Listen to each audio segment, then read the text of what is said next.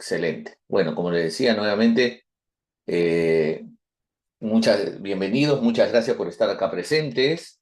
Espero que estén pasando una bonita Semana Santa. Bueno, recién empezamos.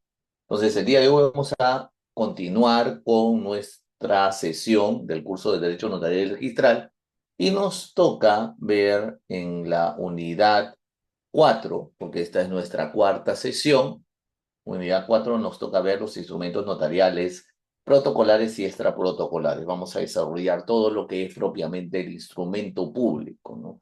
Que es lo que habíamos conversado en la sesión anterior, la segunda parte, ¿no? Del derecho notarial. La primera parte es el notario, la segunda parte es el instrumento notarial, ¿no? Bien, entonces, primero hablar de los instrumentos notariales, ¿no?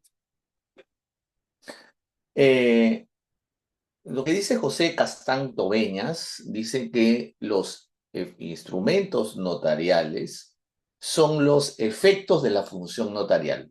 O sea, digamos que la actuación del notario, todos sus conocimientos, capacidades, ¿no? Fortalezas, todo se concentra, termina, concluye en un instrumento público. Y por tanto, el instrumento público es el que genera para las partes que han solicitado la actuación notarial los efectos que ellas han solicitado al notario. Recuerden que el notario se encarga de formalizar la voluntad de las partes, se encarga de garantizar y dar seguridad jurídica a esa formalidad que las partes han decidido. Por lo tanto, como dice Gastán Tobeñas, los efectos, ¿no? de ese instrumento público, ¿no?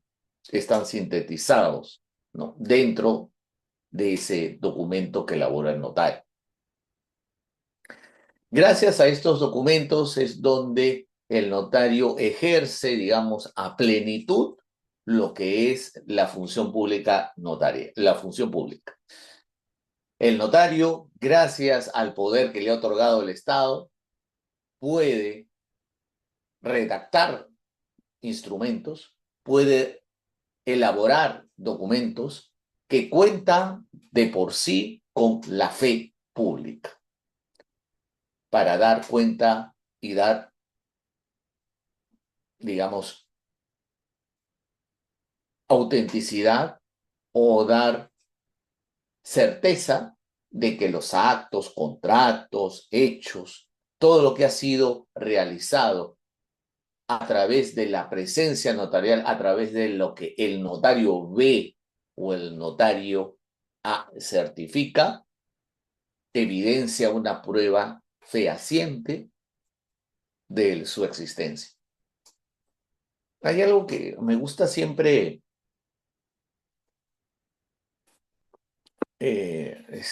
recordar de lo que el doctor González Loli, notario de Lima, hace referencia cuando le hablan sobre lo que es la función notarial, ¿no? Y él dice que el notario es como el testigo perfecto. ¿Por qué es un testigo perfecto? Porque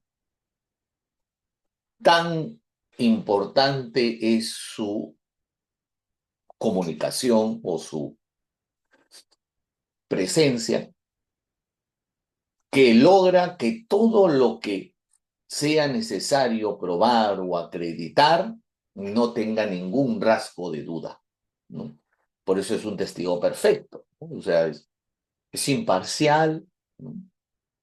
Es creíble, la gente cree en él, eh, lo que dice, lo que produce es cierto, ¿no? Se presume cierto. Entonces, la naturaleza de un testigo perfecto es una importante característica del notario. Y como es un testigo perfecto, lo que produce también tiene que ser perfecto. Por eso creo que yo les dije en la sesión anterior que la capacidad del notario sus fortalezas, la profesionalidad que él desarrolla, obliga a que todo lo que él produzca tenga o sea perfecto. Obviamente que cuando estamos hablando de perfección, no estamos hablando en el sentido estricto de la palabra, ¿no? Sino estamos hablando de que produce o se debe producir los efectos jurídicos que las partes han querido. Gürtel González dice que los instrumentos notariales son aquellos donde el notario a solicitud de parte requiriente o por mandato legal extiende o autoriza en ejercicio de su función. Ahí sí podría decirse que hay una... Gürtel González fue en algún momento notario. Tiene razón cuando dice que puede ser a solicitud de parte del requiriente o por mandato legal. Entonces usted dirá, pero doctor, usted no me dijo que eso, que el notario solamente lo realiza sobre la base de a pedido de parte, no lo hace porque él quiere, y es cierto, yo lo mantengo y la ley lo dice. Lo que sucede es que hay algunas veces que la ley le obliga al notario a realizar un documento, a formalizar un documento. No es que, pero en sí propiamente, quien se lo pide es la ley.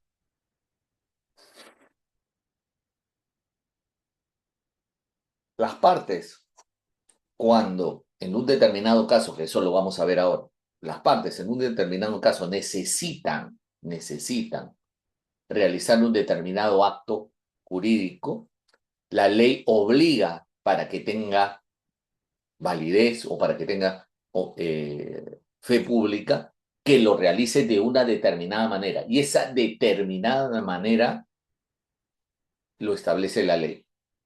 Y entonces el notario tiene que cumplir lo que le dice la ley y celebrar el instrumento público en la forma que le ha pedido la ley. Otra cosa que es interesante es que, y ahí hay una controversia bastante grande porque hace cierto tiempo salió una sentencia de la Corte Suprema donde daba a entender que la legalización de un contrato de arrendamiento convertía el contrato de arrendamiento en un instrumento público, lo cual es totalmente falso. No es correcto.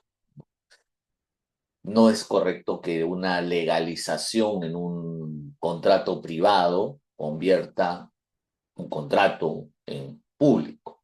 No. Por eso es que vamos a explicar la diferencia entre documentos o instrumentos públicos protocolares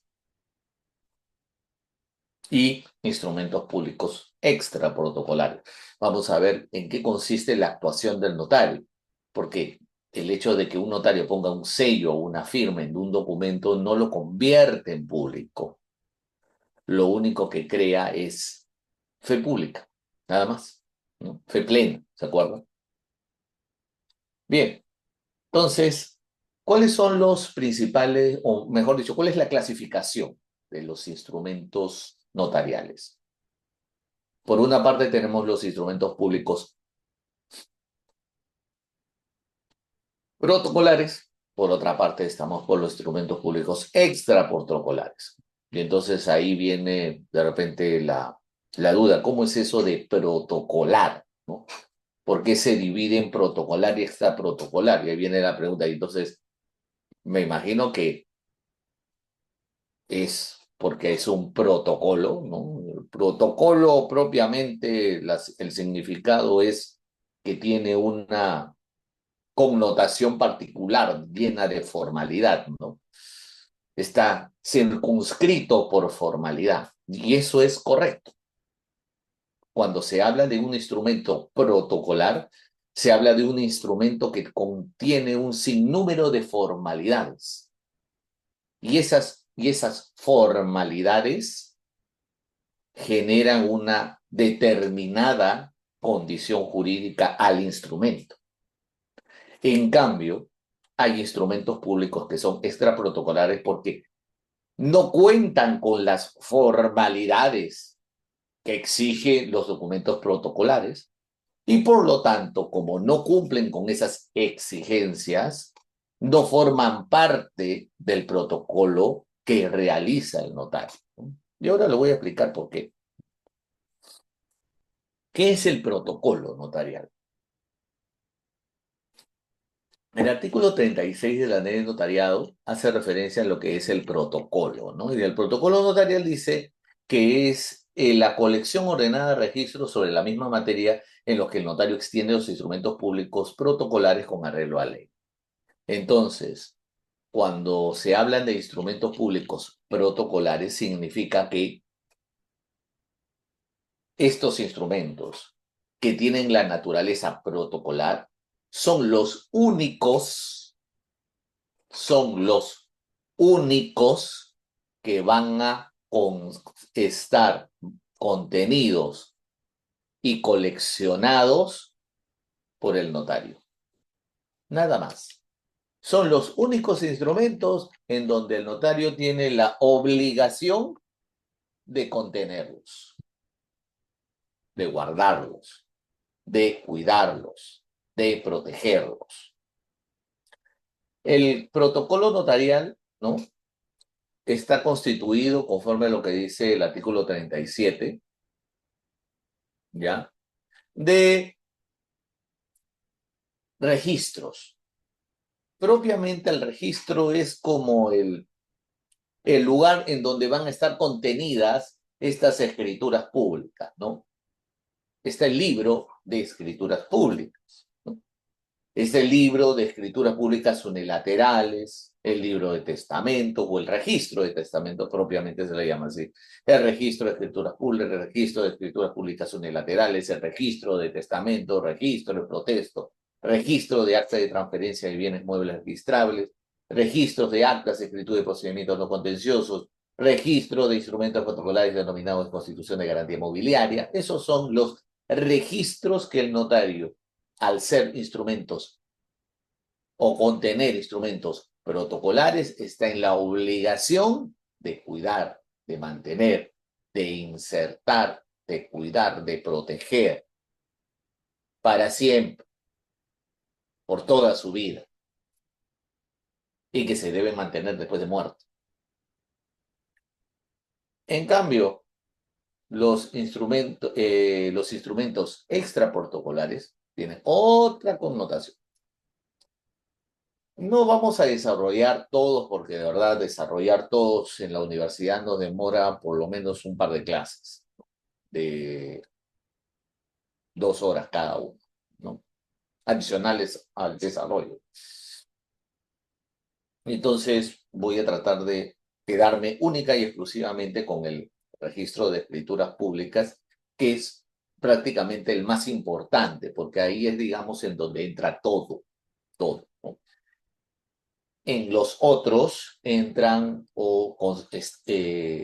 contienen actos muy, muy particulares, ¿no? Por eso se le llama de esa forma. Por ejemplo, un registro de testamentos, ahí que se registra única y exclusivamente testamento, nada más. Testamentos, digamos, por escritura pública, ¿no? Ahí se registra. Entonces, no es un registro muy amplio, ¿no? Igual el de protesto, tampoco es un registro muy amplio, ¿no? Podríamos decir que los registros más importantes para un notario son el registro de escrituras públicas, digamos, no importantes porque digamos, porque son los que realmente el notario cuida y los otros no, sino que a nivel de importancia o a nivel de relevancia, ¿no? Son los que se usan más por el negocio notarial, ¿no? Escrituras públicas, luego viene actas de transferencia de muebles, acta de escritura de procedimientos no contenciosos, y, bueno, y al final están los otros, ¿no? Que están entre los de constitución de garantía mobiliaria o de testamentos, de procesos, dependiendo pues cuál sea la carga que maneje el notario. Entonces, en el de escrituras públicas es el que ingresa absolutamente todo, ¿no? En este registro, la escritura pública, digamos, es la figura fundamental, la figura más relevante. ¿Y qué es la escritura pública? La escritura pública es, digamos, el instrumento más representativo de la actuación de un notario. El instrumento que, digamos, representa la actuación notarial. Es gracias a esta escritura pública, cualquier acto que se le presente al notario puede ser instrumentalizado, puede ser evaluado, contenido y producir efectos jurídicos. Cuando hablamos de cualquier acto, es cualquier acto o negocio jurídico, y aquí entramos a un ámbito sumamente amplio, ¿no? Pueden ser cualquier tipo de contrato, cualquiera que se le ocurra, cualquier tipo de acto jurídico, una declaración jurada, puede ser la celebración de un acuerdo privado, la celebración de un contrato eh, de servicios, lo que quiera, absolutamente todo acto, todo negocio es pasible de formar parte o convertirse en una escritura pública. Eh, y aquí puede contener uno o más contratos, uno o más actos jurídicos, ¿no? Normalmente en una escritura piensa, bueno, pues una compraventa solamente se puede poner compraventa, ¿no? Y no es así. En una escritura pública puede incluirse todos los actos y negocios jurídicos posibles. La escritura pública tiene esa elasticidad, tiene esa, digamos, capacidad de adecuarse a lo que las partes requieren, ¿no? Sin ningún problema. Entonces, en una misma escritura pública pueden haber uno, dos, tres, cuatro, cinco, todos los actos jurídicos que las partes deseen, sin ninguna limitación. ¿Cuáles son las partes? De acuerdo al artículo 52 de la ley, tenemos tres partes, que son la introducción, el cuerpo y la conclusión.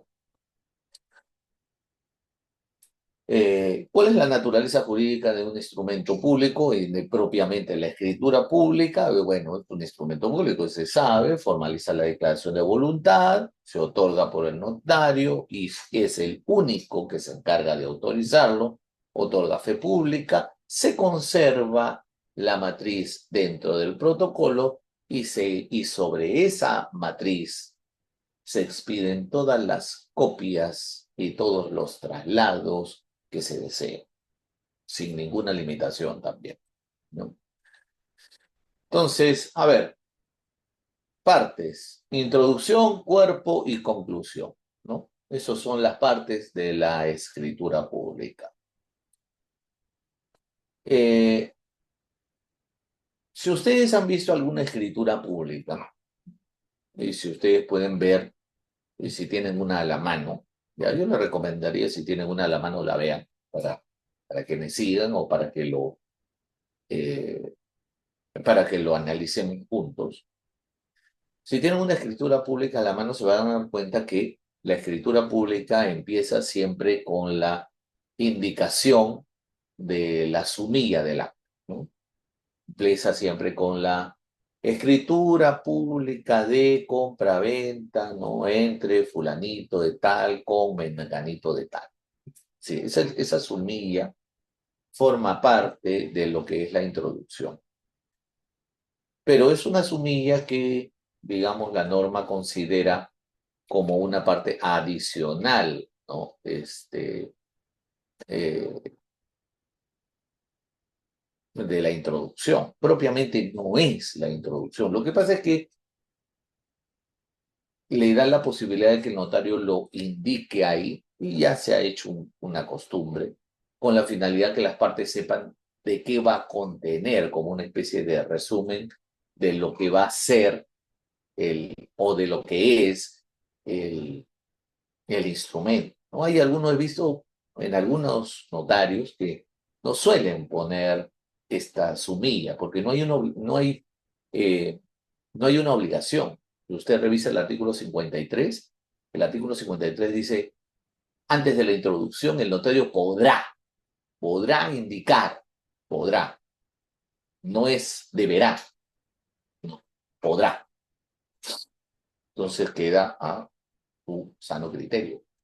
Lo que sí debe contener, porque ahí viene el artículo 54, dice, el contenido de la introducción expresará, ya, ahí sí es imperativo. O sea, quiere decir que cuando se habla de la introducción, se expresa de que debe decir en forma precisa todo lo que ustedes ven ahí. Lugar, fecha del instrumento, nombre del notario, generales de ley, ¿no? Nacionalidad, estado civil, domicilio, ocupación, eh, el documento de identidad, ¿no? Hay un tema sobre las generales de ley solamente para una breve comentario. El inciso C del artículo 54 dice que expresará el nombre, nacionalidad, estado civil, domicilio y profesión ocupación de los otorgantes. Y hubo una discusión hace un tiempo sobre si el notario pone el nombre, la nacionalidad, ¿no? Y no pone el estado civil, pero sí pone el domicilio y, y pone la profesión. El artículo 54 estamos quedando que es imperativo, entonces si al notario se le olvidó poner el estado civil en la introducción, podría decirse que esa escritura pública es nula, porque obviamente la norma es imperativa y ahí eh, el artículo 54 le dice que tiene que poner eso. Y de repente no puso notario, se olvidó, no puede pasar. O de repente se le olvidó poner la profesión, no puso la profesión. O sea, puso el nombre, nacionalidad, estado civil, domicilio, pero se olvidó poner la profesión. Y nuevamente la introducción dice que es imperativo. Entonces, si es imperativo, debería ir. Y si no lo colocó, entonces eso significaría que la escritura pública es nula porque no está cumpliendo con los requisitos establecidos en la ley. Y en la ley dice que debe poner nombre, nacionalidad, estado civil, domicilio y profesión. No dice nombre y o nacionalidad y o, no, dice nombre, nacionalidad, estado civil, domicilio y profesión. Y hubo una discusión ahí enorme entre los notarios. Yo tengo varios amigos que son notarios. Cuando les preguntaba sobre este tema, hay criterios y criterios, ¿no? Notarios que son más, podría decirse más, eh,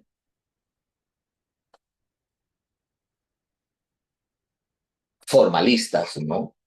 Me dicen, no, eso sería un problema, ¿ya? Sería un problema y no es posible, ¿no? Entonces, normalmente, si no le dice la profesión, él lo pone.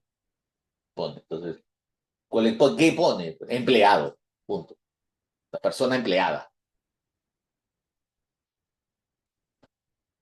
Pero hay otros que dicen, mira, hay que evaluar. Obviamente que tengo que poner la introducción, dice que tengo que poner el nombre del otorgante. Obviamente eso es ineludible.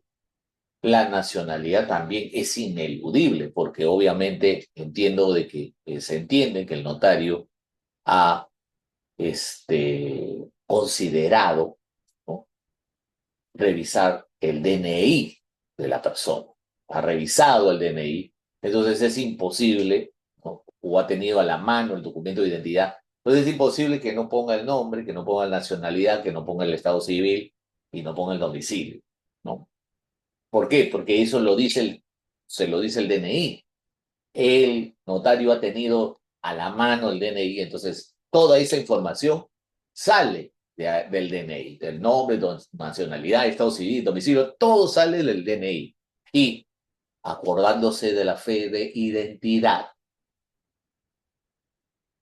y el hecho de que se haya hecho su identificación biométrica, toda esa información sale ahí.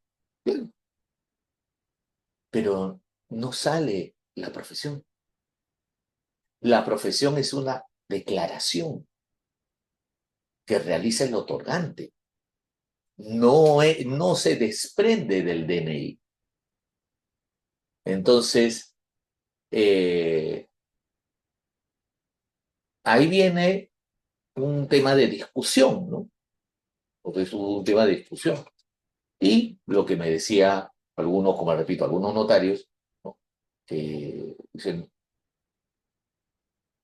no es nula, no lo es, si yo de casualidad o porque no me dijeron, no consigno la profesión o la ocupación.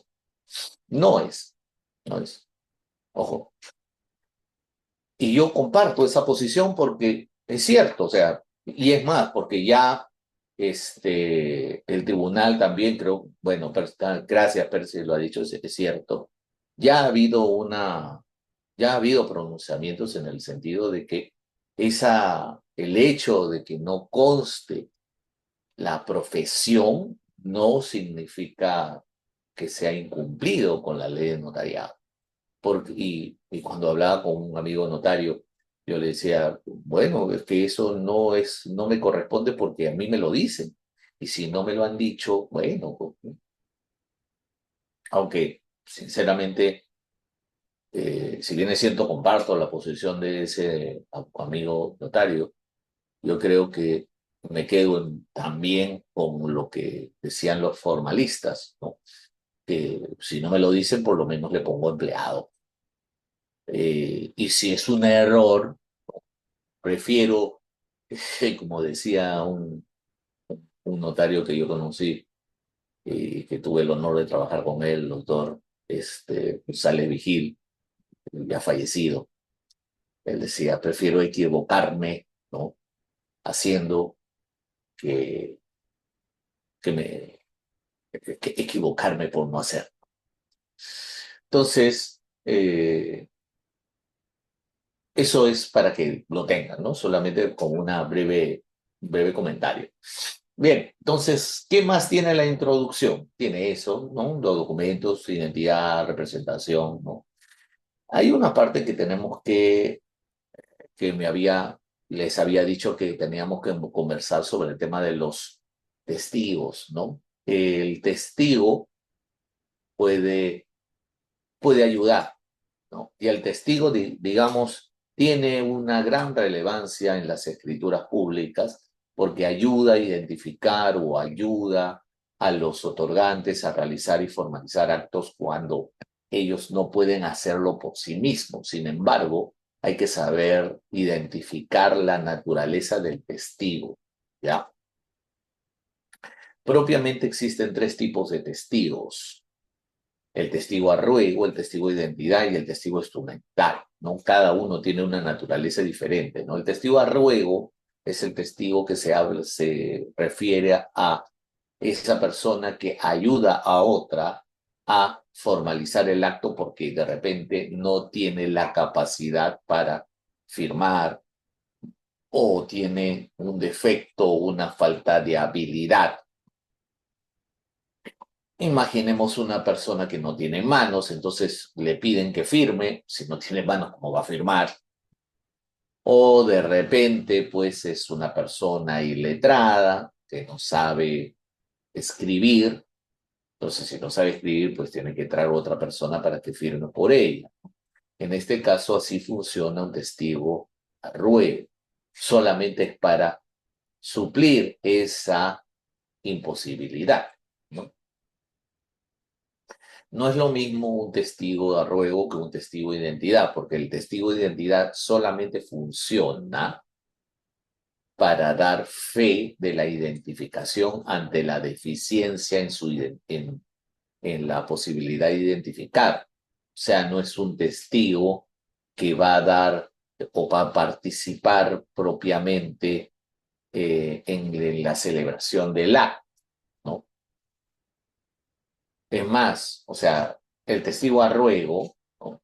Es designado y tiene determinadas características que no le aplican o mejor dicho, que tienen, mejor dicho, tiene mejores posibilidades de ser realizado por cualquier persona y no tiene las limitaciones que tienen los otros tipos de testigos que ahorita les voy a explicar cuáles son sus impedimentos. Digamos, el testigo a ruego tiene una naturaleza, como digamos, más libre, ¿no? Más de mayor amplitud para desarrollarse.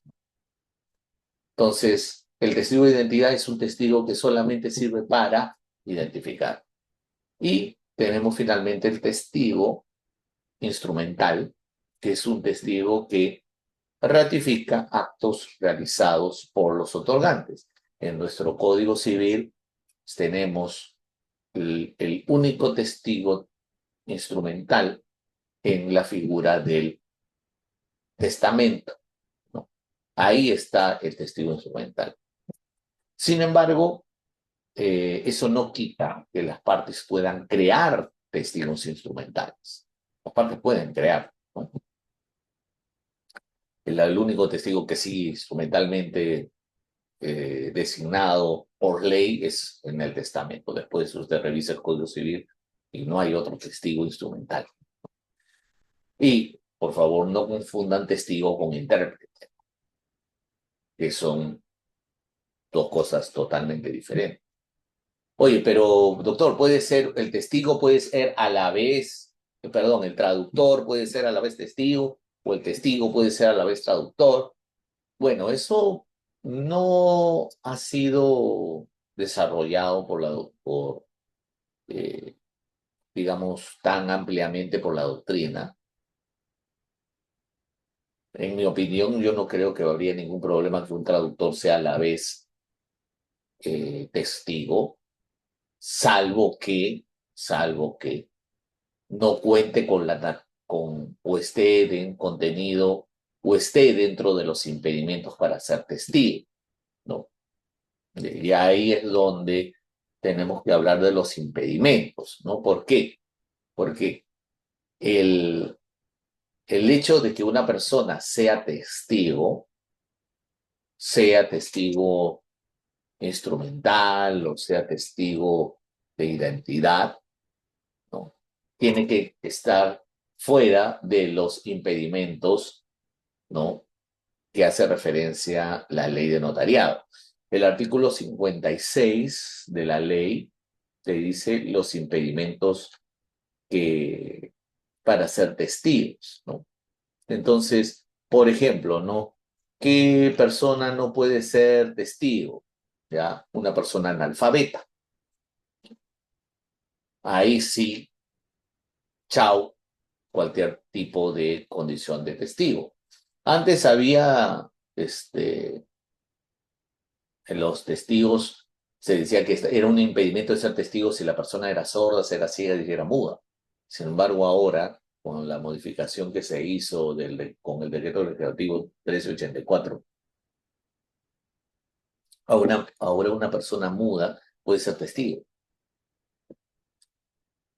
Fíjense, no, no, ya, usted dirá, no puede, doctor, usted está hablando, no. ¿Cómo es posible que una persona muda sea testigo? Es que lamentablemente el cambio que se hizo, la mala práctica de las, de, o podría decirse, la mala interpretación o ya la abusiva interpretación que se hizo de la condición de discapacidad ha cambiado completamente la condición de capacidad de las personas, ¿no? Por una supuesta protección a la discapacidad. Yo estoy de acuerdo que una persona discapacitada, este, eso no significa que no sea, no tenga la capacidad de desarrollarse o tenga la capacidad de ser una persona normal. Yo tengo es más, yo tengo una prima que es discapacitada, pero ella trabaja desde hace muchos años en una empresa pública y es discapacitada. Y eso no significa que tiene una limitación que le impide desarrollarse, pero hay niveles de discapacidad, cosa que el Código Civil no desarrolla. Y lo único que ha creado es una situación de eh, más confusión al momento de determinar la supuesta capacidad de una persona. Tanto así que, imaginemos, solamente para muestra un botón, un ejemplo, una persona sorda puede ser testigo, una persona ciega puede ser testigo. Ahora, el hecho que lo diga no significa que el notario lo acepte, ¿ah? Ahí sí, del dicho al hecho hay un montón, no podría ser, pero la ley dice sí, la ley puede decir que ya una persona sorda puede ser testigo, pero o sea, para mí, imaginemos que yo fuera notario, le diría, que para mí ese testigo no me convence, así que me traen otro.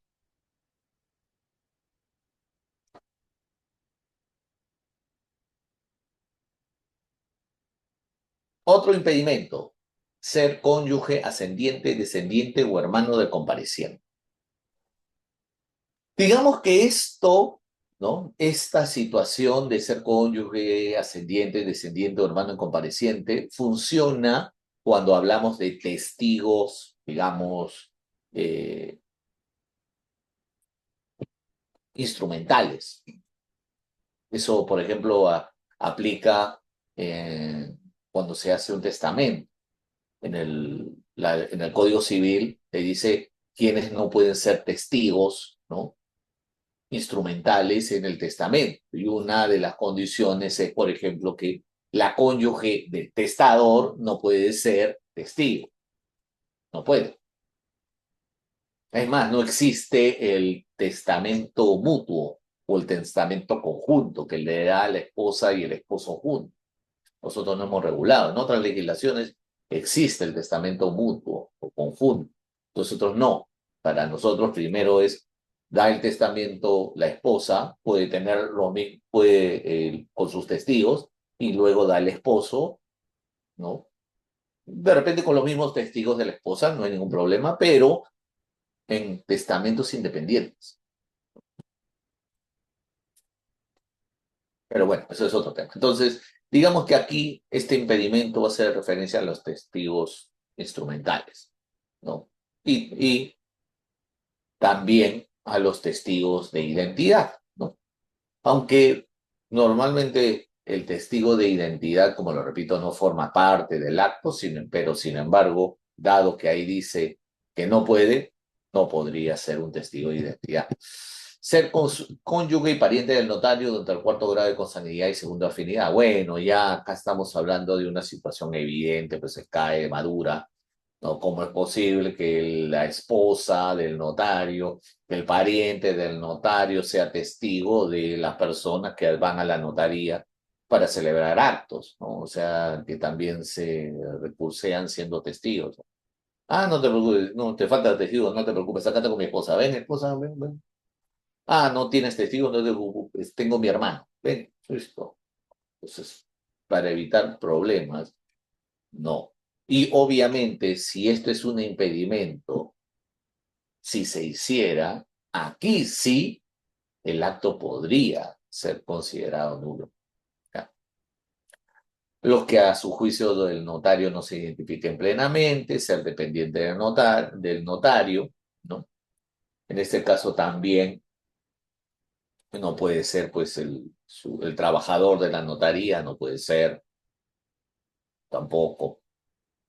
Y obviamente que esta condición de la capacidad del testigo se basa en el criterio y la buena eh, capacidad, pues, del notario. Es el notario quien evalúa y que decide que si vale, si ingresa como testigo o no, ¿no?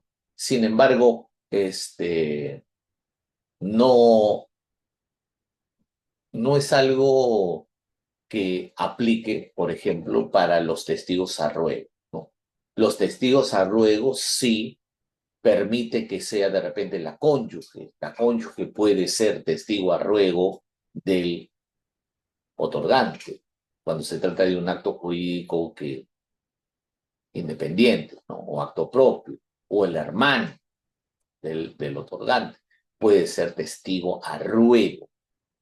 Eso sí se permite, pero otras condiciones más sería cuestión de analizar acto jurídico, o sea, analizar el tipo de acto jurídico, ¿no? Por eso no es lo mismo el tipo de acto jurídico, el testamento o para un contrato o inclusive para el tema del matrimonio, ¿no? Por si acaso, porque también el matrimonio tiene testigos, ¿no? Eh, no, no, a ver, lo que sucede, Carmen, es que el artículo 56 te dice quiénes no pueden ser testigos. Cuando uno revisa el artículo 56, no te da pie a alguna clasificación. No te lo clasifica, no te dice, oye, este testigo sirve para esto, este testigo para esto, este testigo para esto. No, no te lo clasifica. Solamente te dice, estas personas no son testigos. ¡Pum! Entonces uno dice, oye, pero si no es testigo no me sirve y de repente, ¿no? Tú me dices, oye, pero necesito realizar un acto jurídico, no se puede identificar a mi esposo, y yo que soy esposa, ¿por qué no puedo ser testigo de identidad de mi esposo? Ahí tenemos un problema, porque ahí dice que no puedes ser cónyuge o ascendiente, descendiente del compareciente. No te dice si es identidad, no, no. Pero, ¿qué pasa si tú, como esposa, estás yendo con tu esposo porque tu esposo tiene que firmar un documento y resulta que tu esposo no tiene o por X, Y, motivos, no puede firmar? Tú no entras como testigo propiamente instrumental o un testigo de identidad, sino entras como testigo a ruego porque él no puede firmar. Entonces, en esos casos, es posible que la cónyuge pueda ser testigo a ruego.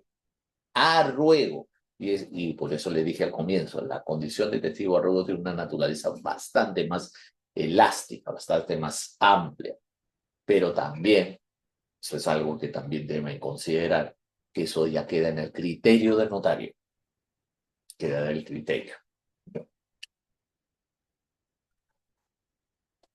¿Qué más viene en la introducción? Viene la intervención de testigo a ruego, de ser el caso, como lo repito, ¿no? Luego, fe notarial de capacidad, libertad y conocimiento con que se obligan los comparecientes, que es propiamente lo que el notario tiene la obligación de establecer, porque se supone que las personas que asisten o que participan en un acto saben lo que van a hacer, saben lo que van a hacer. Nadie los obliga, por eso actúan con capacidad saben, con libertad, nadie los obliga, y conocimiento, saben lo que hay que hacer. Este tema de conocimiento, ¿no? es el que los notarios les preocupa mucho y es por eso de que cuando se trata de personas que tienen una determinada edad, 75 u 80 hacia arriba, piden un certificado de salud mental para esta fe de conocimiento, porque de repente la persona puede estar con capacidad, de repente puede estar con libertad, ¿no? Puede estar con una determinada capacidad, ¿no? Limitada, pero no tiene la menor idea para qué está viniendo. Porque ahora el tema de la capacidad, discúlpeme, una persona con síndrome de Down, según el Código Civil, ahora es capaz.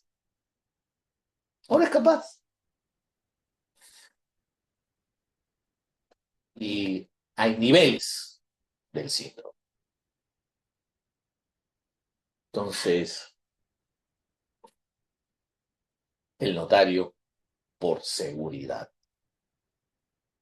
como bien dice, no es obligatorio, pero el notario, por seguridad, pide el certificado. Y es más, por si acaso, no se asusten, que el notario podría, si no está seguro, ¿no?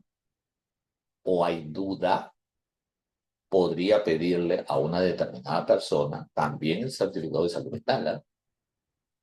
Si es que no lo ve o si es que tiene dudas. Existe una regla en las notarías.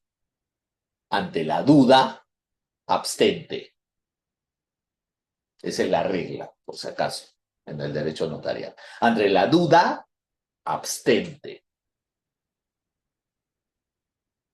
Entonces, si al notario no le da certeza en la capacidad o el conocimiento, él te va a pedir el documento. O de lo contrario, dice, no, pero ¿por qué me lo va a pedir? No es obligatorio. Dice, mire, si usted quiere hacer eso, lo único que va a causar es que el notario le diga muchas gracias, ¿sabes qué? Le devuelvo su dinero, váyase a otra notaría. No se van a hacer problemas, ¿eh? ¿Usted cree que un notario va a perder su título por una escritura pública de 2.000 soles? Por favor. Es decir, te devuelvo tu plata. Vaya, vaya a otra, ¿no? Eso es otra cosa, mi estimada Ligia, porque para eso tendría que la persona venir con el apoyo debidamente designado, porque ahora el tema de apoyos y salvaguardias se designan tanto por el notario como juez. Entonces, si la persona viene y ya viene con el apoyo, pues no hay nada más que discutir, ¿no? Luego la introducción también viene con indicación de extenderse con minutos o minuta y otros que la ley, el notario, los interesados requieran. Ya, eso es un poquito un cajón desastre aquí. El cuerpo, ¿no? De la escritura contiene la declaración de voluntad, comprobantes, documentos que soliciten la inserción, documentos que por disposición legal sean exigibles y otros documentos que el notario considere conveniente. Un ejemplo de lo que va en el cuerpo de una escritura, digamos en una minuta de compra-venta, ¿no? Sería el contrato de compra-venta. Si de repente una persona actúa por poder, se coloca la vigencia de poder. Algunas veces se consigna, a veces no. Por eso es lo comprobante. Por eso dice los comprobantes que acrediten la representación cuando sea necesaria su inserción. Pero si no es necesaria la inserción, no les inserta. Los documentos con los otorgantes solicitan su inserción, por ejemplo, si es una minuta de compra-venta, ¿qué es lo que se inserta? La cábala. O de repente se inserta un certificado de numeración, se inserta. O un certificado de jurisdicción, se inserta. O de repente el pago del impuesto a la renta, se inserta. Documentos que por disposición legal sean exigibles. Ah, bueno, de repente se inserta el tema de la declaración de que es el único bien, ¿no? O sea, cuando se trata de una compra-venta y el bien es que se está vendiendo, es un bien, digamos, casa-habitación, donde no tiene que pagar el impuesto a la renta, se llena un formulario y ese formulario se inserta. Otros documentos que el notario considera convenientes, bueno, pues en algún momento cuando empezó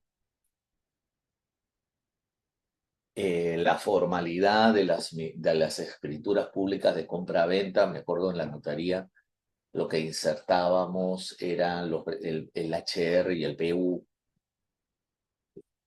los recibos de pago, por lo menos en un primer momento se decía del último trimestre vencido, que antes era así, luego salió la modificación en donde ya cuando se trata de compra-ventas, tiene que ser todo el año pagado y estar al día. Y también puede ser, muy bien, gracias Jenny, no puede ser una constancia en la deuda, ¿no? Sí, podría. En el cuerpo lo que va a ir es la minuta, ¿no? La minuta solamente para un tema de cultura general, nada más, de repente ustedes no saben, pero les cuento. El tema de la minuta es un borrador. La minuta no es un contrato propiamente, no es un contrato.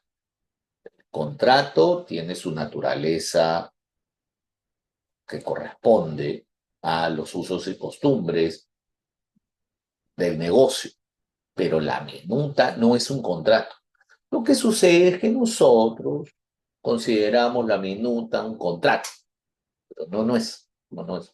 La minuta se le llama la solicitud que uno pide para que convierta la voluntad contenida en el documento en un instrumento público. Por eso, cuando ustedes revisan cualquier escritura pública y dice, señor notario, sirva a extender en su registro de escrituras públicas una D, eso es una solicitud. Y deben haber visto que en un contrato termina, ¿no? Que se va a elevar escritura pública, ¿no? Sírvase usted, señor notario, ¿no? Adjuntar cláusulas de estilo, ¿no? Y sírvase a extender, ¿no? Es una solicitud, no es un contrato. Pero bueno, no vamos a discutir sobre eso porque es una discusión bizantina. Sería perder el tiempo de que es un contrato o no es un contrato. Mira, si tú consideras que es un contrato, yo te acepto, te lo creo, sé feliz. Yo también soy feliz. Pues la minuta es un contrato. Pero entiende que tiene una naturaleza diferente. ¿Ya? ¿En qué casos, cuando se trata de escrituras públicas, ¿no? Uno puede utilizar minuta o puede no utilizar minuta. En la ley de notariado te dice, oye, en ciertos actos no es necesario utilizar la minuta. ¿Por qué? Porque se entiende que estos actos pueden hacerse directamente ante el notario. O sea, como si usted fuera ante él y le dijera, señor notario, quiero hacer un otorgamiento de poder. Ah, muy bien, perfecto. ¿Le va a dar poder a quién? A fulanito de tal. Muy bien. Y a ver, ¿qué poder le quiere dar? Bueno, señor notario, le cuento. Quiero que a fulanito de tal se le dé poder para que pueda comprar, vender, y tal, tal. Entonces, imagínense, en su mente es como que, ah, ya, muy bien.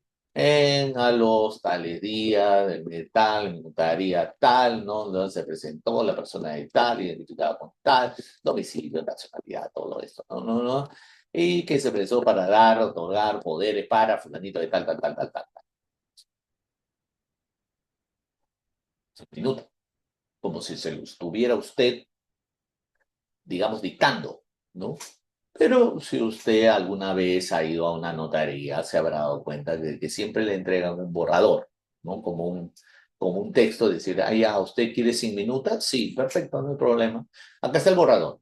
¿Está de acuerdo? Sí, listo. Firma el borrador y sobre eso se hace la escritura pública, que propiamente es como una minuta. Pero en fin, la ley considera esos actos que usted está viendo ahí como que no es necesario presentar un documento como minuta. Entiéndase la minuta firmada por abogado, ¿no? Porque eso sí tienen que considerar el acto jurídico que ustedes pretenden que se eleve a escritura pública Si está contenido en una minuta, tiene que estar autorizado por abogado. Ahora también hay otro tema ahí de discusión, ¿no? Porque dicen,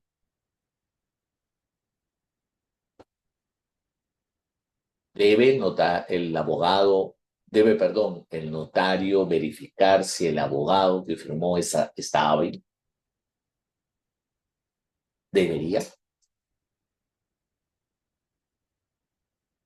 Debe verificar el notario que la firma que aparece del letrado realmente es abogado. Eso también es un tema y de harta discusión.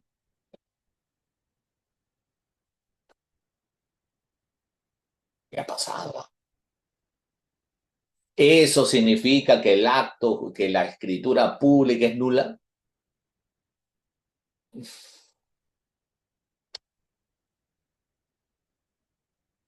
Miren, hasta ahora no tengo conocimiento de que se haya declarado la nulidad de un acto jurídico en una escritura pública, porque el abogado que firmó la minuta no había pagado al colegio, o sea, no estaba habilitado. No conozco de una sentencia que tenga esas características. Me parecería, en mi opinión personal, de Emilio Figueroa Reynoso, me parecería un exceso.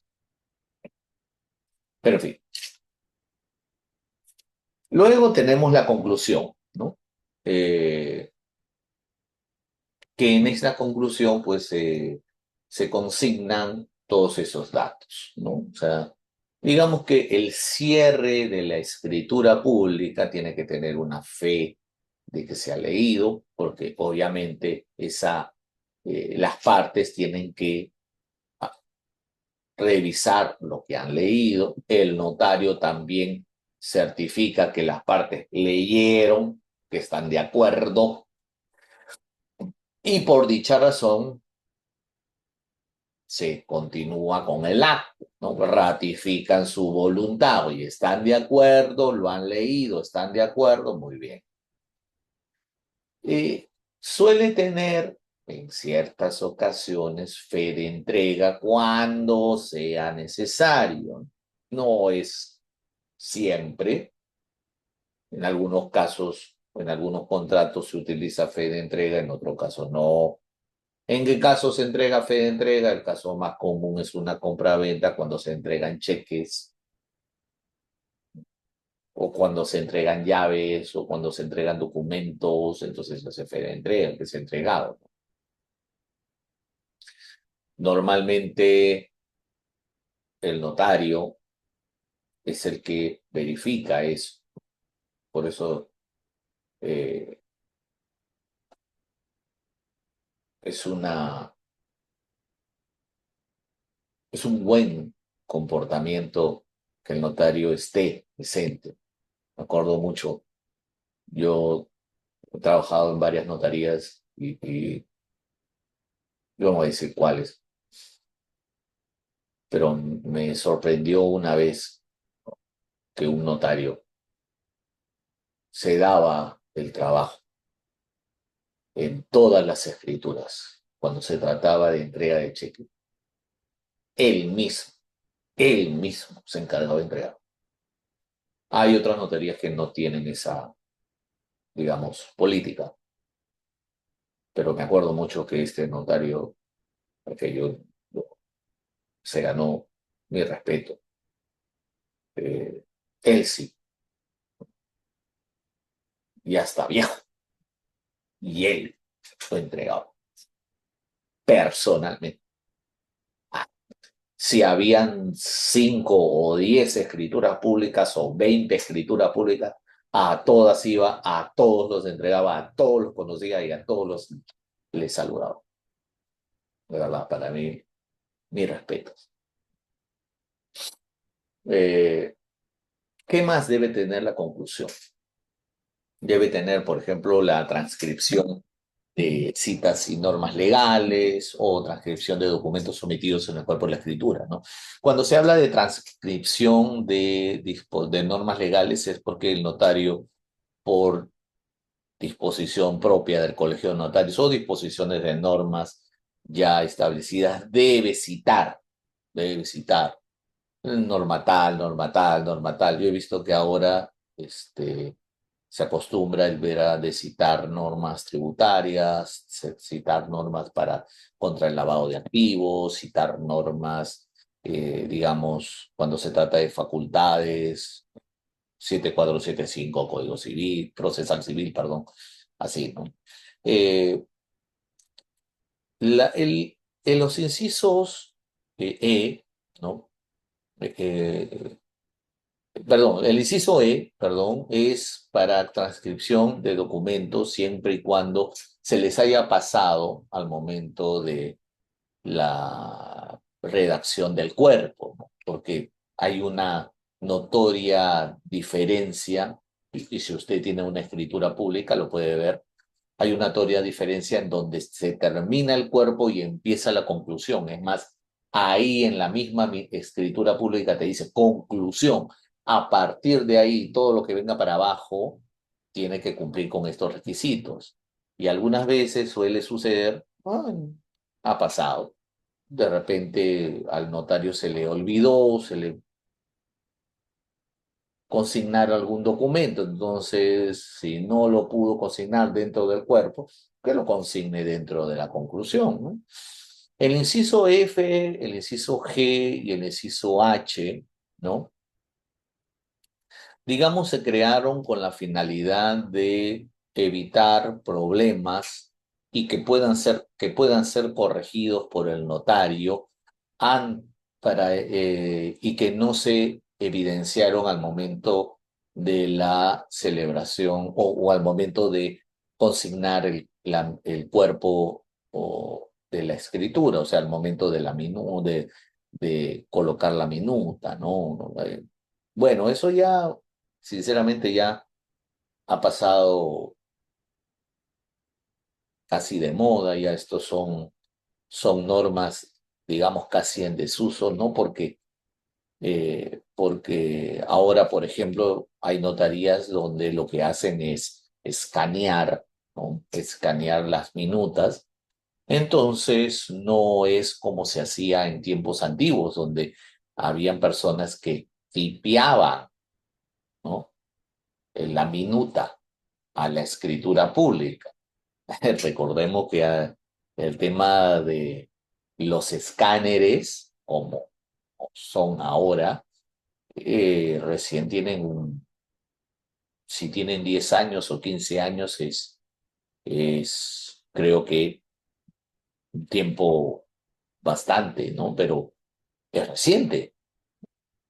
Yo me acuerdo, año 2000 no había escáner, no existían los escáneres. Había fotocopiadoras, sí, pero las fotocopiadoras no escaneaban, no había la posibilidad de escanear. Eh, yo me acuerdo mucho que utilizaba faxes todavía. Recién los escáneres comenzaron a aparecer, si no me equivoco, año 2009, 2010, si no me equivoco, 2010. Pero esos escáneres, digamos, para pasarlos a la escritura pública no se podía, ¿no? Y es más, yo he trabajado inclusive con impresoras matriciales y ahora la gran mayoría de notarías trabajan con impresoras láser, ¿no? Entonces, la posibilidad de que hubieran errores al momento de la transcripción, ¿no? Permitían utilizar esos artículos, ¿no? El artículo F, el artículo G, el inciso H, ¿no? Donde podría el notario corregir cualquier error para que al momento de ya terminarla, revisar, corregir y evitar cualquier problema, considerando que de repente ese acto jurídico iba a ser inscrito en el registro, ¿no? Eh, debe tener numeración de hoja de inicio y conclusión, es solo siempre por un tema de orden, impresión dactilar y suscripción de comparecientes y del notario, con indicación de la fecha de conclusión. Y verificación de medidas de control, ¿no? Lavado de activos, ¿no? Minería ilegal, ¿no? Origen de fondos, ¿no? Porque sí hay que verificar, ¿no? Hay que verificar si los fondos corresponden, ¿no? Así es, está bien claro, pues, Frida. Estoy de acuerdo. Yo me acuerdo mucho que yo trabajé con con un digitador, ¿no? De los años, de tiempos antiguos, ¿no? El digitador se dedicaba, pues, a tipear. Y me acuerdo que todavía eh, no utilizaba, no sé si ustedes saben, pero no se utilizaba el sistema Word, ¿ya? Como lo conocemos ahora, ¿no? En las computadoras, para las escrituras públicas, sino se utilizaba otro sistema, ¿no? Otro sistema. Y también esa computadora que utilizaba el digitador también tenía una determinada configuración, porque esa configuración iba ya establecida en la impresora matricial, ¿no? Ya, olvídate, eso es como, inclusive, me acuerdo mucho de que cuando había errores, ¿ya? Todavía utilizábamos máquinas de escribir para corregir los errores. Máquinas de escribir, ¿no? De sacar. Ya, eso, ¿no? En fin. Ya. Eh, Deben considerar también que cuando el notario firma, en ese momento se entiende cerrada la escritura. No se hace más. O sea, el notario al momento de firmar se concluye la escritura pública. Ese es el momento final. O sea, todo funciona sobre la base de la conclusión, ¿no? Entonces, una vez que concluye el notario, en ese momento la escritura pública queda cerrada y no se puede hacer absolutamente nada más sobre la escritura. Y si ha habido un error después que el notario lo cerró, puede hacerse dos cosas. Una, ver si hay espacio para corregir, y si no, conforme al artículo 48, otra nueva escritura pública para corregir los errores. ¿Ya? Justo esto para conversar sobre la aclaración y modificación de la escritura pública, que está regulada en el artículo 48, ¿no? Esto es eh, un agregado que no existía en la ley anterior, ¿no? La ley anterior no existía esa posibilidad, pero con la actual ley se creó con la finalidad de darle la posibilidad a que los errores que pudieran darse puedan ser corregidos, ¿no? Eh, los notarios no son de hacer mucho estas escrituras aclaratorias, ¿no? Aunque existe la posibilidad cuando se trata de errores evidentes del notario, ¿no? Por eso los casos para la modificación sería la corrección de errores, cuando es una declaración o errores materiales cuando está además transcrito. Y en el caso de ratificación, pero eso ya, como repito, no entra dentro de lo que el notario se debe encargar de realizar. Bien, ahora sí, hablemos del acta notarial, que son los instrumentos, digamos, extraprotocolares. Son los instrumentos protocolares, escritura pública, documentos extraprotocolares, el acta notarial. El acta notarial es el documento en donde el notario da fe o basa su actividad en lo que le dicen sus sentidos, vista, oído, hasta tacto, por si acaso, hasta tacto puede ser, ¿no?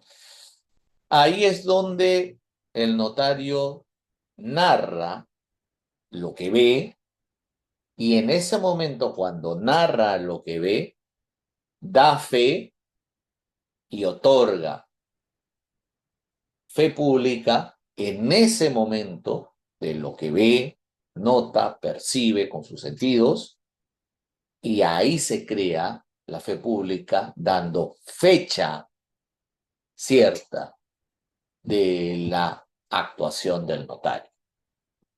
Esta acta no se inserta al protocolo notarial, es una acta que se devuelve al interesado. Ahí es porque estaba hablando, me están preguntando, documento de fecha cierta, documento de fecha cierta. Bueno, quiero un documento de fecha cierta. El acta es un documento que crea fecha cierta. Pero no solamente la fecha cierta, porque la escritura pública también crea fecha cierta, por si acaso. Pero este documento no solamente crea fecha cierta, sino también genera una condición de verdad a lo que el notario ha narrado y que consta en ese documento. ¿Ok?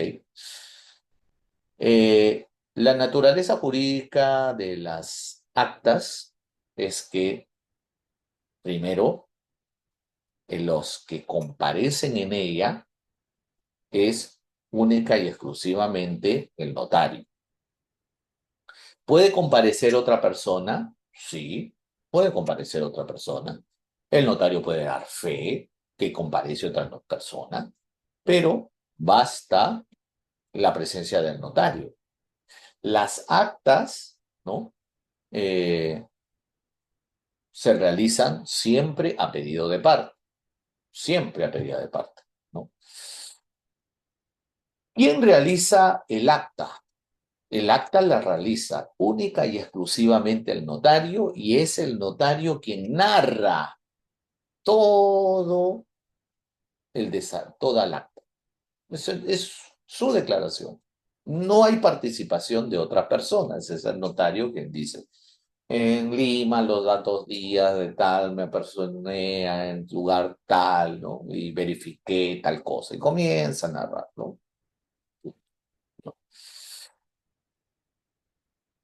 Como es un acta en donde se le narra, ¿no?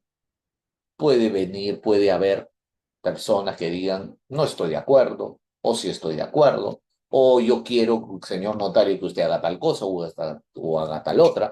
Entonces el notario puede, en ciertos casos, decir sí, ¿no? ¿Usted no está de acuerdo con eso? La persona tal dijo que no estaba de acuerdo. La persona tal se apersonó, conversó conmigo, vino alguien, ¿no? Vino alguien del notario, le dijo, usted, notario, tal por cual, se apersonó la persona tal, y me dijo que soy tal por cual. Digo, bueno, miren, el acta es una narración del notario. Todo lo que el notario considere que debe ingresar en acta lo va a poner. Y obviamente el notario da fe cuando firma el acta de todo lo que ha visto, oído, escuchado, presenciado, ¿no? Con sus sentidos. ¿Ok? Eh, no necesita firma de los solicitantes, o sea, si yo solicito que el notario haga un acta, no es necesario que el compareciente o el solicitante la firma, basta la firma del notario. Si quiere firmar, el notario no tiene ningún inconveniente de que firme el acta, pero normalmente el notario no lo hace, sinceramente. Debe dejar constancia de todas las observaciones, debe dejar constancia del día, hora y fecha del acto, así como de la finalización, ¿sí? Porque hay un momento en donde finaliza y una vez finalizado, terminó el acto. Y no hay posibilidad de abrirlo, ¿ah? Por si acaso. No es recomendable. Ningún notario apertura o reapertura un acta si es que no es absolutamente necesario. porque no tendría sentido. Si ya cumplió y ya lo cerró, ¿para qué más? Me acuerdo mucho que había un notario, cuando trabajé con él, que grababa, ¿no? O sea, no le decía a la persona el acta, yo se la voy a dar de acá a un par de días. Entonces él grababa con una grabadora, ¿no? Y grababa todo lo que estaba viendo, tal, tal, tal, tomaba algunas fotos, ¿no? Tal, tal, tal, para acordarse, grababa, y estaba con su secretaria, que es la que tomaba apuntes, ¿no? Pero todo lo grababa. Y luego con la secretaria escuchaban la grabación, trasladaban todo en el papel, firmaban, le daban el acta y se acabó. Creo que eso es mucho mejor. Eh, He visto que hay notarios que ahora, bueno, con la tecnología, con el celular nada más, no graban, puede estar grabando, filmando, tomar fotos y de repente las fotos la pega en el acta, o sea, todo lo que, eh, eh, todo lo que le puede ayudar para dar fe de los que el notario ha visto, presenciado, ayuda al acta. Y puede emitir las copias que quiera, si acaso, porque el notario puede emitir las copias. Pero ojo, una vez que ha emitido las copias y las ha entregado, el notario no tiene obligación de guardar nada, porque son instrumentos no protocolares. Por lo tanto, no se inscriben, no se guardan en el protocolo, no se guardan. Esas actas y esas certificaciones no se guardan, desaparecen. ¿Ok? O sea, se cumple con entregar al interesado o al usuario, se entregó, se acabó. El notario no guarda nada. ¿Y por qué no guarda? Porque ya está, ya tiene bastantes documentos que guardar, la verdad. Tener que guardar actas, imagínense, lo volvería inabarcable. ¿Cuáles son los tipos de actas que se maneja dentro de una notaría? De autorización de viajes de menores, ¿no? Ha habido modificaciones sobre el tema de la autorización de viajes, no voy a entrar a ese punto. Solamente decirle que hay actas, que esas actas no se guardan, el notario las entrega. De destrucción de bienes, el notario da fe de destrucción. Actas de entrega, actas donde el notario da fe de que entrega algo, actas de junta, directorio, asamblea, comité y demás actuaciones corporativas, porque el notario participa en estas sesiones que pueden ser de sociedades, de asociaciones, en donde participa y da fe de los actos. Ojo, el notario no es el abogado, el notario da fe de la realización del acto, pero el notario no se encarga de dirigir el acto. Algunas veces piensan, y lo he visto, ¿no? Que dicen, cuando vamos a hacer un acta de junta, entonces vamos a llevar a un notario, porque el notario nos dice cómo tenemos que hacer la junta. No, pues el notario no, esa no es su función. El notario solamente da fe de que se hizo una junta, pero la realización de la junta, la constitución, perdón, o el tema de la convocatoria, o el tema del quórum, todo eso es problema de la sociedad o problema de la asociación. No es responsabilidad del notario. De licitaciones y concursos que ahora casi ya ningún notario hace. Ya no, ¿por qué? Porque ya casi las licitaciones y concursos públicos todo se hace a nivel de sistema, ¿no? Eh, la OCE ahora que va a cambiar la OSPE, pero OSP, no me acuerdo cómo es el cambio ahora con la nueva ley de contrataciones públicas, ya los notarios no participan, ya. Son casos muy, muy, muy particulares, ¿ah? Antes me acuerdo mucho que los notarios se dedicaban a hacer actos públicos a cada rato, pero ya no. Luego de inventarios y subastas, ¿no? Que tienen que ver con el decreto legislativo 674, ¿no? Tampoco, ya casi no lo hacen también. De sorteos y entrega de premios, ustedes deben haberlo visto, si a alguno le gusta ir a un casino, ¿no? O si usted quiere jugar la tinca, ¿no? Debe haber visto que hay un notario que está ahí. Conforme, conforme. ¿No? Sí, también funciona. De constatación de identidad, estos tres, el inciso H, el inciso I y el inciso J, son relativamente nuevos, teniendo en cuenta que que está vigente la ley de los certificados y firmas digitales, y teniendo en cuenta de que ya la gran mayoría de personas realiza todos sus, eh, todas sus comunicaciones a nivel electrónico, entonces estas actas se crearon con la finalidad de garantizar, ¿no? Eh, ¿Cómo se llama? Una manera de garantizar, ¿no? De esta, o evidenciar, ¿no? La realización de estas situaciones, ¿no? Eh, Muy buena pregunta, estimada Laura. Que yo sepa, no. Sin embargo, cuando se trata de destrucción de bienes, se aplica la ley de la materia. O sea, digamos, ¿no? Por ejemplo, cuando yo trabajé en una notaría, el notario se encargaba de hacer destrucciones de medicamentos, ¿no? Destrucciones de bienes de medicamentos, porque ustedes saben que los medicamentos, cuando llegan a una determinada fecha, tienen que ser destruidos, ¿no? Eso lo obliga la ley. Espero que continúe. Me acuerdo que sí. Entonces, llamaban al notario para hacer la destrucción y el notario tenía que ir, ¿no?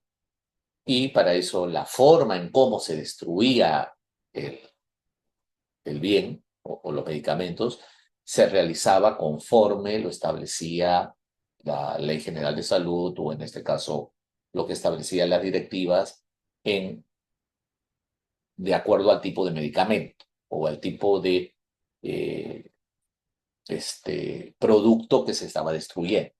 Entonces, el notario lo único que hacía era verificar que se cumpliera con esa norma.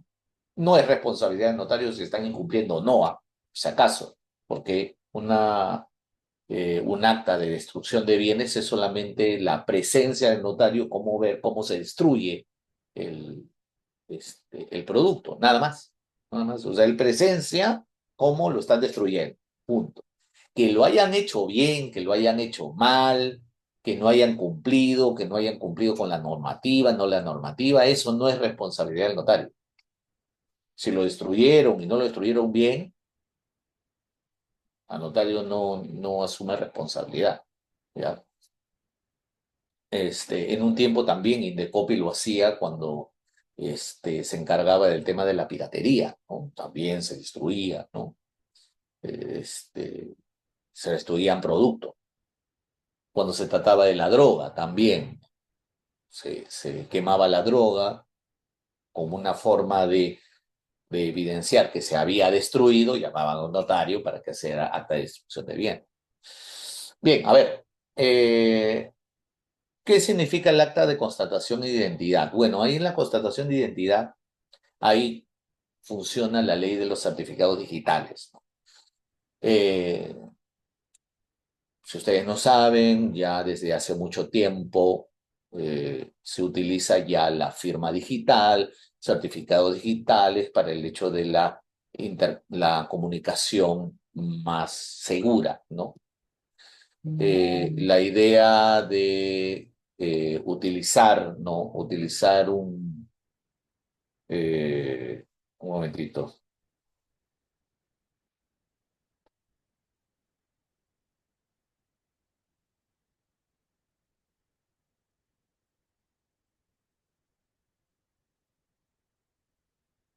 Ya, la idea de utilizar una notificación, o mejor dicho, utilizar una comunicación, se realiza mediante un certificado digital o firma digital. Entonces, ¿qué es lo que hacía, qué es lo que se puede hacer, ¿no? Eh, si usted tiene un certificado, una firma digital, o una constatación, o perdón, un certificado digital, tiene una firma digital, ¿no? Y usted quiere que el notario certifique que usted ha mandado o que es usted quien ha enviado la comunicación utilizando su firma digital, utilizando el certificado digital, le pide a un notario que haga un acta donde conste que usted está enviando, ¿no?, el documento y que está utilizando su firma digital, ¿no?, por una forma de seguridad. El tema de la transmisión por medios electrónicos de la manifestación de voluntad de terceros es con la finalidad de que el notario sea el intermediario, ¿no? O sea, oye, señor notario, yo quiero que usted certifique la transmisión que hago yo hacia otra persona, ¿no? Acá no hay firma digital ni nada por el estilo.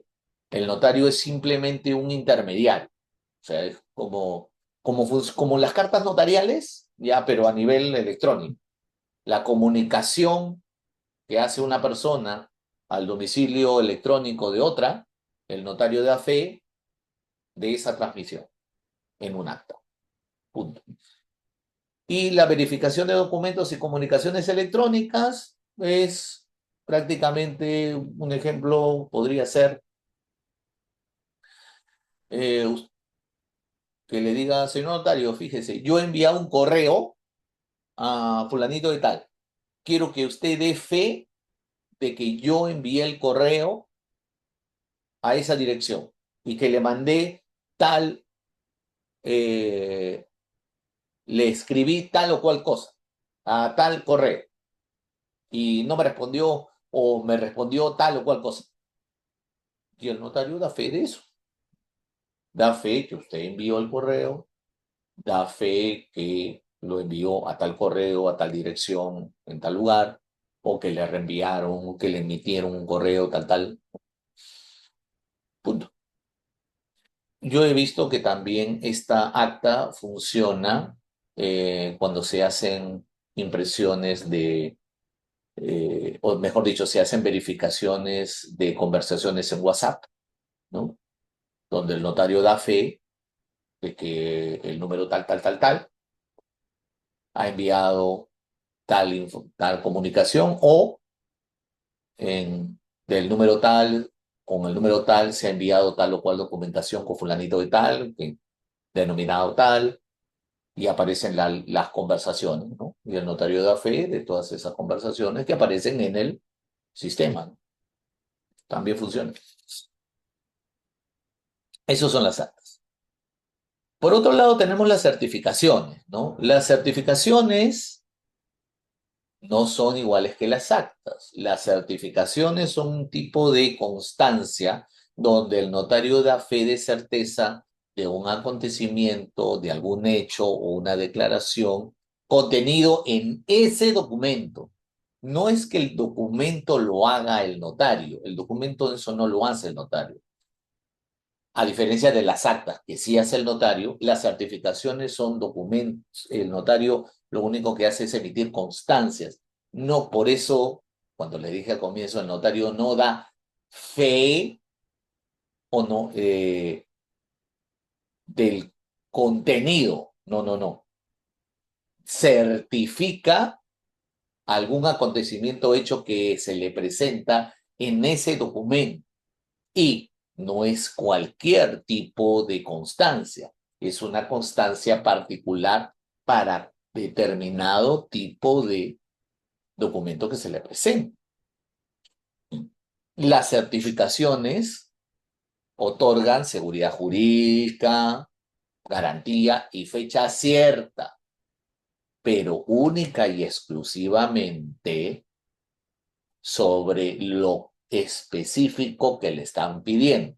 Por eso, para saber en qué consiste la fecha cierta que da la certificación, tendríamos que saber cuál es el tipo de certificación que ha realizado el notario. Y reitero, las certificaciones se realizan sobre documentos que no hace el notario. el notario no lo realiza, a diferencia de las actas, que las actas sí las hace el notario, o las escrituras públicas, que sí las hace el notario, las certificaciones no. Ejemplo de certificaciones que son también documentos extraprotocolares. Entrega de cartas notariales. A ver, el tema de la entrega de cartas notariales es un tipo de certificación, ¿ya? Ahora, este tipo de certificación, ¿no? Eh, propiamente, yo he escuchado que algunas veces dicen, el notario es un cartero. No, no, el notario no es un cartero. Y es totalmente diferente a un cartero. El notario lo que va a dar fe es que se entregue la carta. Va a dar fe a dónde se entrega la carta y si es recibida o no es recibida. Esa es, digamos, en eso consiste la certificación. Si usted revisa la ley de notariado, dice el artículo 100, ¿no? El notario certificará la entrega de cartas e instrumentos a los interesados que soliciten a la dirección del destinatario. Nada más. Certifica que se entregó. ¿La carta la hace el notario? ¿Importa el contenido de la carta? Yo les he explicado, creo que sí importa el contenido de la carta. No va a remitir cualquier tipo de carta. Pero si es una carta, digamos, donde no se está desarrollando ningún acto ilícito, si es una simple carta de requerimiento de pago, él no la redacta el notario. Solamente certifica que él llegó. Punto. Nada más. Luego están las certificaciones que son, es más, sobre la carta no asume responsabilidad sobre el contenido, ni de la firma, ni de la identidad, ni de la capacidad o representación del remitente. Entonces, ¿qué diantres certifica en la carta notarial?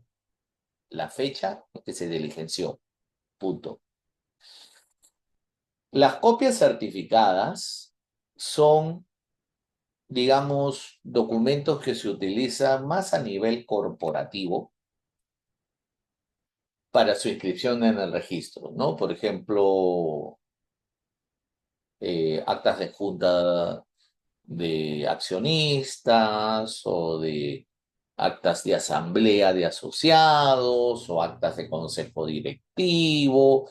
Entonces, esas actas, para que puedan ser validadas y puedan ser inscritas en el registro, se tienen que certificar. ¿Qué es lo que hace el notario? El notario lo que hace es utilizar, ¿no? Eh, lo que ve en su libro, en el libro que puede ser el libro de actas, ¿no? Le saca una copia, certifica que la copia que, que aparece en el que se presenta al registro, el notario da fe que eso a él se le ha presentado y que es copia fiel de lo que él ha tenido a su vista.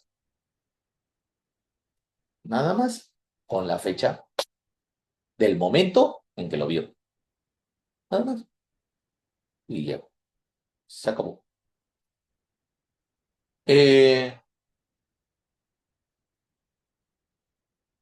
no, no tiene nada que ver la firma.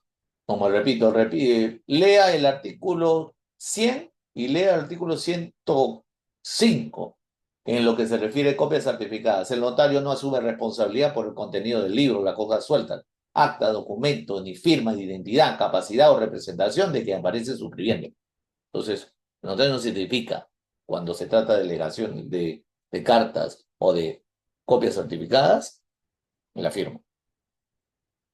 Ahora, la certificación de firmas, y ahí viene de repente lo que ustedes más han querido decir.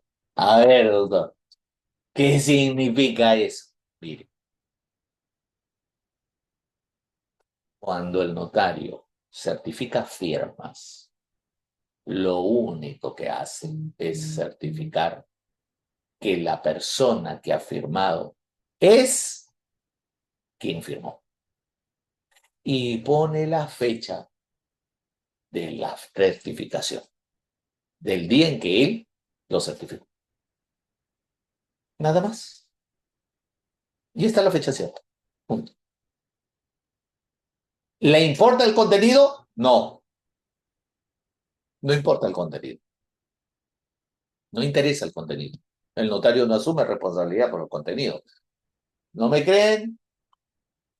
¿Qué dice? Artículo,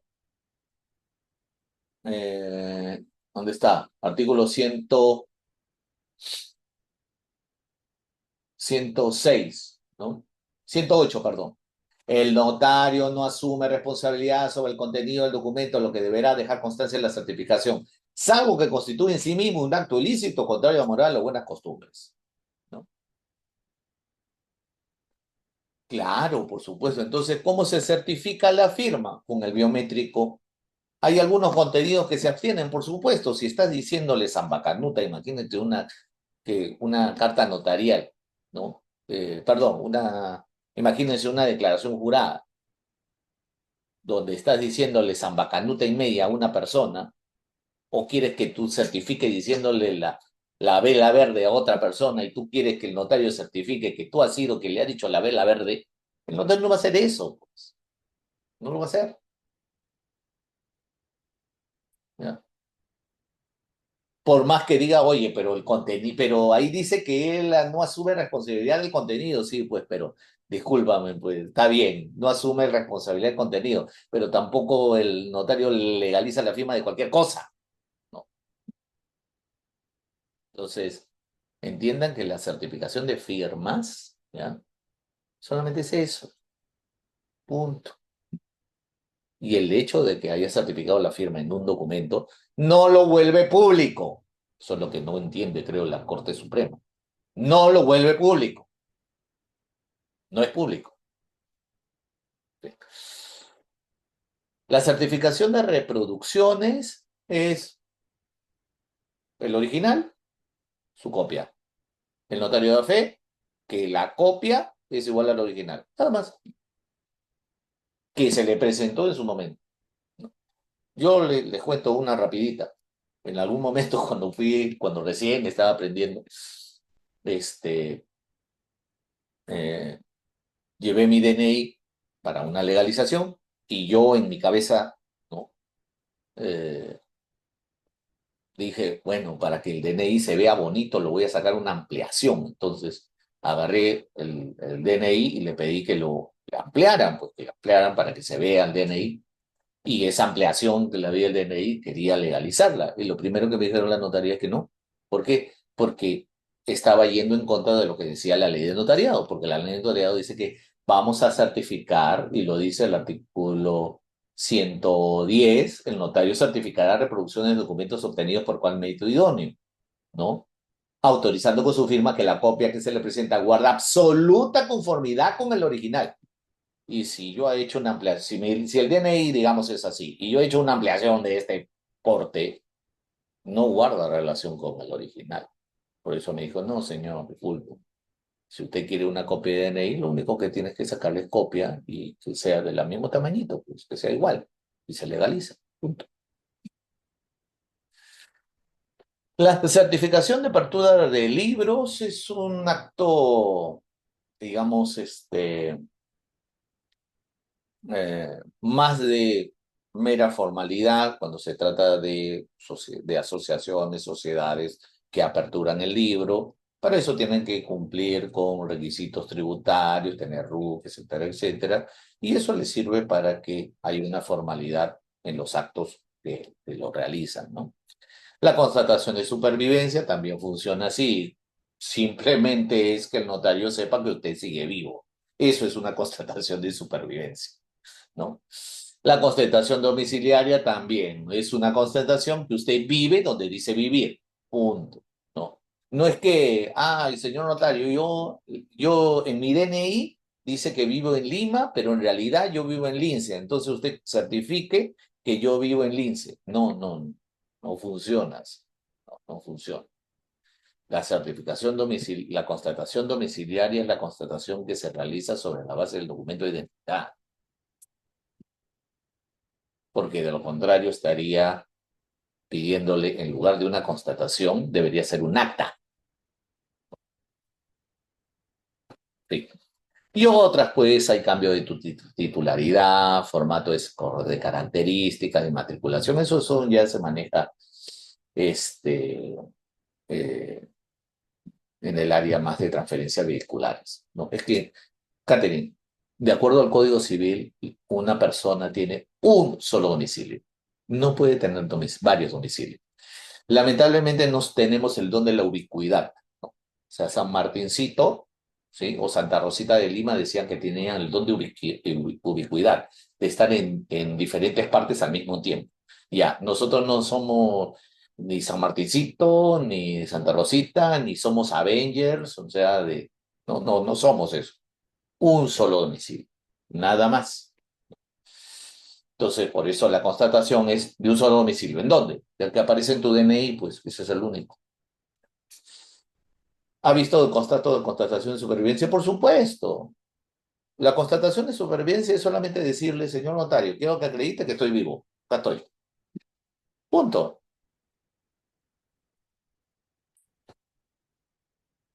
Finalmente, solamente para hablar de los poderes extraprotocolares, que son también instrumentos.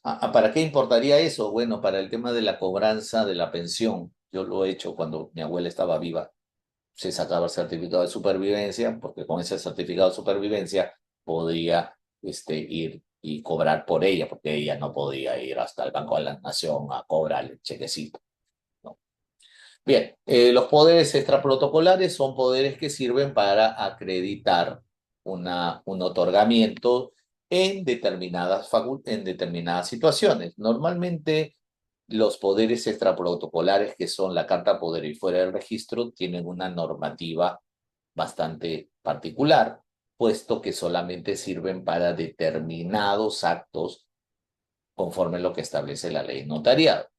Eh, yo les he puesto aquí, ya cuando ustedes ya piden esta diapositiva a la coordinación del curso, pero propiamente esta diferenciación, ya, está basada en el reglamento de la ley de notariado, que es el único documento, aunque el reglamento de la ley de notariado no se considera una ley, porque no tiene la condición de ley propiamente. Ya, eso es una discusión que de verdad también es otro tema.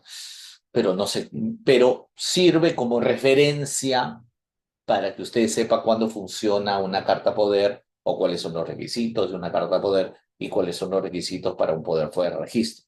Yo le he puesto el poder ahí por escritura pública porque también se puede dar poder, pero no es la escritura pública un poder extraprotocolar, por eso le he puesto el asterisco, ¿ok? ¿Ya? Cuando se utiliza la carta poder para condiciones o actos mínimos, digamos, de contenido, podría decirse, bastante básico. Y si es para cobrar una cantidad de dinero, la cuantía es hasta media UIT. Hasta media UIT se puede cobrar con una carta poder, aunque es la llamada carta poder simple. En cambio, el poder fue de registro, permite una cuantía entre media UIT y hasta una UIT. Sin embargo, hay normas donde se podría permitir un poquito más o un poquito menos. Eso determina las normas especiales. Y ojo, solamente aplica para uso administrativo, procesos penales por faltas, cobro de pensiones, remuneraciones, beneficios de vengados o similares. Y tiene vigencia por un año porque es con un formato especial que que emite el Colegio de Notarios, ¿no? Es el formato ya predeterminado o a veces lo realiza la propia notaría. ¿Ok? Bien. Eso ha sido todo. Les agradezco su participación. Gracias por estar presentes y espero que hayan aprendido algo, ¿no? Ya nos veríamos en la siguiente sesión, ¿no? Que tengan muy buenas noches. Muchas gracias.